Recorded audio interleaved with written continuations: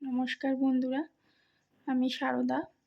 এই যে মাকে সন্ধ্যাবেলা পূজা দিলাম, মাকে একটু মিষ্টি ভোগ দিলাম, তাই এই ভিডিওটা আপনাদের সাথে একটু শেয়ার করছি। মায়ের এই সুন্দর মুখটা আপনারা দর্শন করুন সন্ধ্যা পূজার।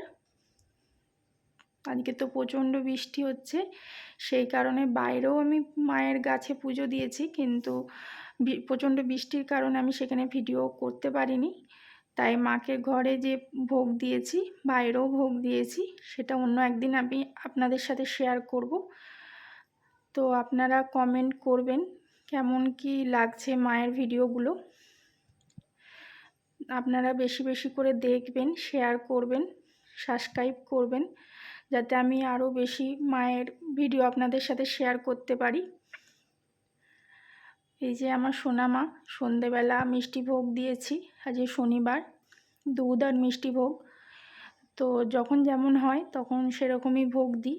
মা যেটা খেতে চায় আমাকে বলে, সেইভাবেই আমি মায়ের ভোগ দেওয়ার চেষ্টা করি।